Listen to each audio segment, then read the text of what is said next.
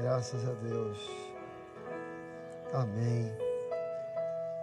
Nós saudamos toda a igreja com a paz do Senhor e queria convidá-los a estarmos de pé para lermos a palavra do Senhor no livro de Gênesis, capítulo 22.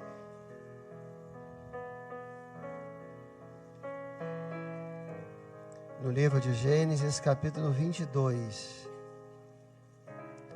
do versículo 1 ao versículo 5.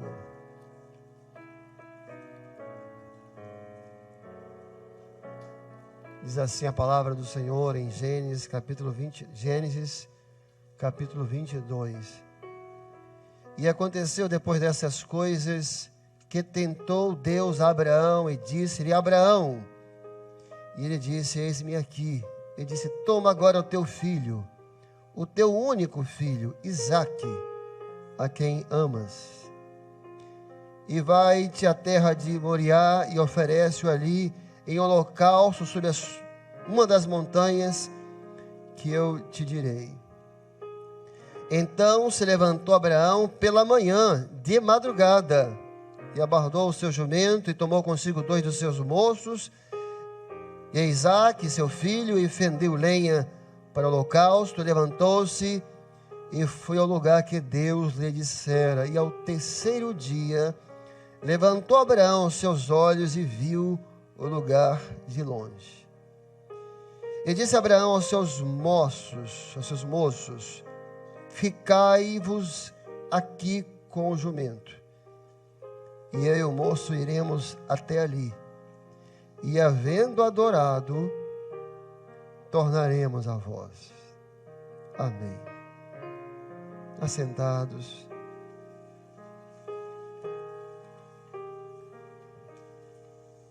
Abraão aguardou para ter um filho 25 anos. Quando ele veio a palavra do Senhor, ele estava com 75 anos. Nessa idade, talvez se torne mais difícil a espera. E aos 100 anos, ele virou pai. E teve um filho nos seus braços. Isaque era a alegria de Abraão, ao ponto que o próprio nome, Isaque, quer dizer riso.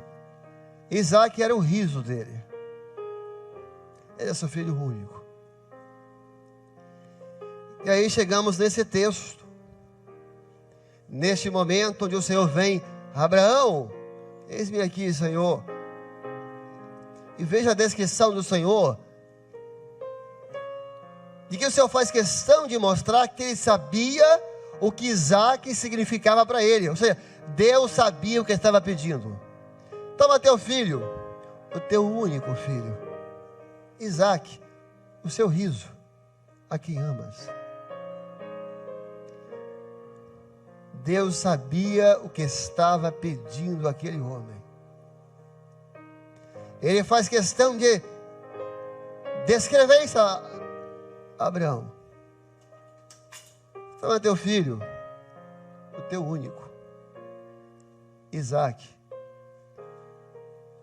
o teu riso, o teu sorriso, a quem tu amas. E aí o primeiro ensino: Deus nos prova naquilo que nós amamos. Por isso que as provas são tão difíceis. Por isso que elas parecem tão longas. Por isso que elas nos fazem chorar e madrugar e clamar aos céus. Porque Deus não nos prova naquilo que não tem valor para nós, ou naquilo que nós podemos perder, ou naquilo que pode ser descartável, trocado. Não, Ele nos prova naquilo que nós não queremos perder, naquilo que tem valor, naquilo que nós amamos. E a pergunta que pode ser feita é: mas por quê? Mas por que o Senhor nos ama justamente no que nós amamos, no que nós não queremos perder? Para saber o quanto nós o amamos. Deus nos ama naquilo que nós amamos, para saber se nós o amamos acima de tudo. E o Senhor sabe onde tocar, porque ninguém nos conhece como o nosso Deus. Ele nos ama, Ele nos prova naquilo que nós amamos, para saber que se nós o amamos acima de tudo que nós amamos na vida. Porque é assim que Deus quer ser amado. Ele quer ser o primeiro. Ele quer ser glorificado. E quando Ele é o primeiro, todas as demais coisas nos são acrescentadas. Mas a prova de Deus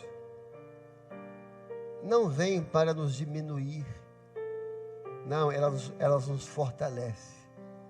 As provas não vêm para matar, elas geram vida. As provas daquele fiel, elas nos fortalecem. Agora observe os irmãos, o versículo seguinte: e de madrugada, o versículo logo seguinte: e de madrugada, já pegou o jumento, os moços, o filho, e já saiu. No outro dia cedo, eu creio, a grande parte de nós, se tivesse o lugar de Abraão, e que seria totalmente natural: não, Senhor, eu vou ter que dar o meu filho, Senhor, me dá mais alguns dias com ele para me despedir, me dá mais um mês, Senhor. A filha de Jefté pediu 2 meses. Pai, me dá 2 meses pelas montanhas com as minhas amigas, antes que eu seja entregue. 2 meses. Abraão, no outro dia de manhã cedo, já partiu. Aí você fala: não, mas o que é isso? Esse pai não amava o filho? Não, ele amava o filho, mas ele amava Deus acima de tudo. O Senhor era primeiro, e ele sabia quem iria entregar o filho dele, porque o Senhor não é Deus de morte, é Deus de vida. O que isso mostra? Mas porque é tão rápido, pastor? No outro dia cedo, Abraão tinha pressa em obedecer a Deus. Ele não queria 3 dias, 1 semana, não. Obedecer a Deus era prioridade para ele. Obedecer a Deus era a primeira coisa a ser feita, e depois as demais. Porque ele sabia que obedecendo ao Senhor, ele estava seguro, ele estava abençoado, ele estava debaixo da boa mão do Senhor. E sejamos sinceros, muitas vezes nós somos lentos para obedecer. Nós sabemos o que o Senhor quer e tardamos em fazer. Sabemos que Ele quer que venhamos a perdoar, que venhamos a estender a mão, que venhamos a ler, que venhamos a orar, que venhamos a fazer algo, e nós tardamos, às vezes questionando, perguntando por quê, aonde. Abraão não era esse tipo de homem. Era para fazer, amanhã de madrugada já estava saindo. Ele tinha pressa em obedecer, por quê? Porque ele sabia que na obediência ele ia ser abençoado. Ainda que os planos do Senhor fossem mais elevados que o entendimento dele. E queridos irmãos, ele deu a Deus o que Deus queria dele. Ele entregou o que o Senhor pediu. E eu creio que essa é uma pergunta que pode ser feita aqui agora. Você está dando ao Senhor o que Ele quer? Você está dando ao Senhor o que Ele pediu para você entregar? Ah, pastor, mas é meu Isaac. Confia no Senhor. Entrega o teu caminho ao Senhor. Confia nele, porque tudo Ele fará. Abraão sabia a quem ele servia. No terceiro dia, ele levantou os olhos e ele viu o monte. Ele viu o monte. E ele fala com os seus moços: ficai aqui com a jumenta, porque eu irei com o menino e adoraremos. Irmãos, isso aqui é impressionante. Olha a expressão que ele usou em relação ao que ele estava fazendo. Fica aqui, sabe por quê? Eu vou ali adorar ao Senhor. Essa é uma visão extremamente de uma pessoa espiritual que crê. Porque na verdade, o que ele estava indo fazer? entregar o filho dele. Eu acho que muitos pais estariam em pranto, desesperados, chorando. Ele chamou de subir ao monte, de fazer o altar, de ofertar o seu filho ao Senhor. Ele chamou de adoração. Não, eu vou lá adorar. Ele chamou a dor dele de adoração. Não, eu vou adorar o Senhor. Eu não vou lá ficar em desespero, eu não vou lá chorar, não. Eu subirei com o menino, nós adoraremos ao Senhor. Ele transformou a prova dele em adoração. Ele transformou a dor dele em adoração. Ele transformou a perda dele em adoração. Ele transformou o sofrimento dele em glorificação. Eu vou lá glorificar ao Senhor.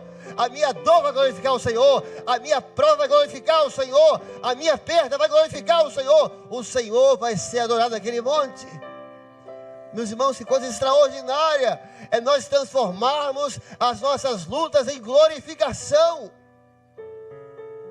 É nós transformarmos as nossas perdas em glorificação. Isso é possível ao que crê. Ao que crê. Muitas vezes nós transformamos as nossas lutas em dúvidas. Nós transformamos nossas provações em questionamentos, em murmuração. Não, transforma em glorificação. Porque enquanto você glorificar, o Senhor vai te sustentar. Enquanto você glorificar, o Senhor vai ser a sua força. E você vai glorificar igual Abraão, sem entender o que está acontecendo. Porque os pensamentos do Senhor aqui eram muito mais elevados que ele. Mas ele cria. E ele sabia em quem ele tinha crido. Ele sabia que era poderoso para fazer tudo o que lhe apraz. Não. Talvez eu falaria isso.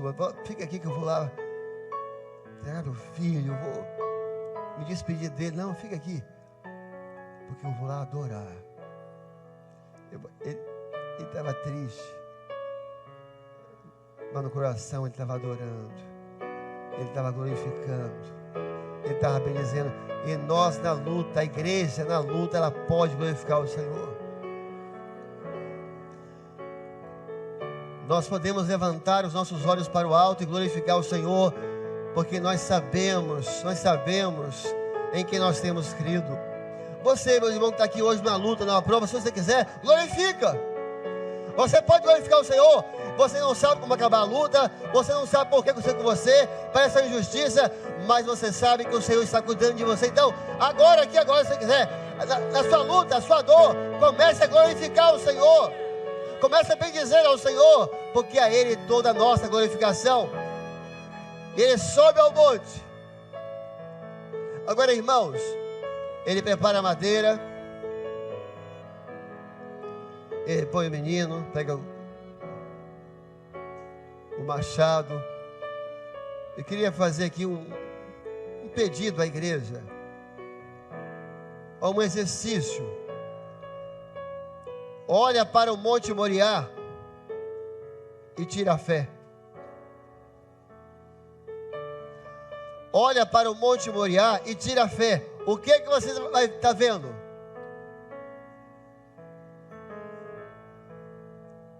Você vê uma loucura. Está vendo as pessoas mais fortes? Você vê um assassinato. Olha para o Monte Moriá e tira a fé. Você vê uma coisa que não se explica. Que pai é esse? Porque sem a fé, servir ao Senhor é uma loucura. Agora olha para o Monte Moriá e coloca a fé. Você vai ver um homem que amava a Deus acima de tudo. Você vai ver um homem que serviu ao Senhor com entrega total, sem reservas.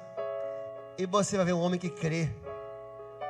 Porque Hebreus fala que ele creu, porque havia uma promessa sobre Isaac, que ele ia sacrificar Isaac, e que Deus ia ressuscitar. E por isso ele falou com os moços: fica aqui que nós iremos e nós voltaremos. Eu não vou lá entregar meu filho e volto sozinho. Ele volta comigo. Ele creu na ressurreição. Se você olhar para o Monte Moriá sem a fé, aquilo é uma loucura. Como isso? Um pai com um filho vai entregar? Esse homem é um louco. Quem não tem fé acha que tudo que nós fazemos é loucura. Deus fala, dons espirituais. Olha para um culto e tira a fé. Pessoas glorificando, pessoas adorando o Senhor, e ele olha, não vê nada. Cadê Deus? Está aqui. Agora coloca a fé. Nós estamos cantando, mas nós sentimos a presença dele. Nós estamos glorificando porque nós sabemos quem é o Senhor. A fé dá sentido ao culto. Nós estamos glorificando porque nós cremos. E Abraão creu numa coisa que até aquele momento na Bíblia não tinha registro. Não havia na Bíblia nenhum registro de ressurreição até aquele momento. Não é que não tinha tido. Talvez não, mas não tem registro nenhum de ressurreição aqui. Mas ele cria tanto em Deus, que ele creu que o Senhor fazia uma coisa que nunca tinha feito. Porque tinha uma promessa sobre o filho dele. E as promessas de Deus não falham. A palavra de Deus é poderosa para cumprir. Ele creu que o Senhor fazia uma coisa que nunca tinha feito. Que ia acontecer uma coisa que nunca tinha acontecido. Não, vai acontecer, porque eu tenho promessa, porque eu tenho profecia, porque o Senhor falou. Porque quando você está obedecendo ao Senhor, o que nunca acontece, acontece. Se você está em obediência, o que Deus nunca fez, Ele vai fazer. Mas Ele honra a obediência. Porque quando você transforma a sua luta em adoração, e a adoração aqui está, porque quando você está na prova e você confia no Senhor, quando você está na prova e você confia no Senhor, a sua prova está glorificando ao Senhor. Quando você está na prova e está obedecendo, a sua obediência adora ao Senhor, glorifica ao Senhor. Quando você está na prova e dá testemunho, o seu testemunho glorifica ao Senhor. E quando você está na obediência, você pode descansar, porque tem coisa que nunca aconteceu, vai acontecer. Mas Deus honra o obediente. Deus honra o homem que entregou a Ele o que Ele pediu. Há muitas coisas que o Senhor faz que você não consegue entender, mas obedece, porque Ele sabe o que está fazendo. Foi a expressão de Jó: bem sei que tudo podes, meu amado. Abraão não perguntou por quê. Por que, Senhor, manda meu filho? Não tem porquê. Sabe por que ele não perguntou por quê? Eu acho que muitos de nós perguntaríamos, né? Mas, Senhor, eu só tenho um filho, não pode ser. Por que ele não perguntou? Ele não perguntou porque ele conhecia o Deus dele. Ele não perguntou porque ele sabia quem estava falando com ele. Quando o Senhor fala conosco, quando o Senhor fala na igreja, nós não perguntamos por quê, porque nós conhecemos a voz do Senhor, nós sabemos quem está falando conosco, e Ele é o Deus fiel. Ontem, sábado, eu fui num culto em Santa Isabel, aqui nas montanhas, aqui. E lá, acabou o culto, um jovem me procurou. Ei, pastor, tudo bem? Tudo bem, então. Aí ele falou: há 3 domingos eu fui na sua igreja, lá na igreja que o senhor está, que a igreja é do Senhor, né? Eu fui lá na igreja que o senhor está. Falei: que bom, que bênção e tal. Eu posso contar uma experiência para o pastor? Eu falei: pode, lógico. Pastor, eu me formei em direito há algum tempo, e eu não estou conseguindo nada. O tempo está passando, pastor, nem estágio eu consigo, nem estágio. E aquele dia eu fui lá na igreja, eu estava muito triste. E eu pedi, ele falou assim: Deus, fala comigo hoje. Fala comigo hoje. Tira a fé disso. Você vai lá, um jovem desesperado, põe a fé. Um jovem que está crendo em Deus e buscando ao Senhor. Aí, pastor, eu fui para o culto e lá teve uma revelação de um homem, de uma pessoa que estava com a vida profissional estagnada e sem conseguir tudo, que o Senhor ia restaurar a vida profissional dele e outros detalhes. Pastor, quando veio, eu senti a visitação do Senhor. E eu falei: é comigo. E pastor, eu já tinha mandado currículo para tanta gente, para gabinete, para advogado, para tudo. Mas eu senti, Deus está falando comigo. No outro dia, ele recebeu um telefonema de um gabinete, de um juiz, que ele não tinha mandado currículo, que ele não tinha ido lá, que ele não conhecia ninguém do gabinete, chamando ele. Ele foi contratado. Deus fala, o Espírito Santo fala. Nós não estamos loucos, nós estamos ouvindo a voz do Deus de Abraão, o Deus de Isaac, o Deus de Jacó. Loucura para os que perecem, para nós isso é o poder de Deus. É Deus falando com o homem, é o Senhor visitando a igreja, porque nós sabemos em quem nós temos crido.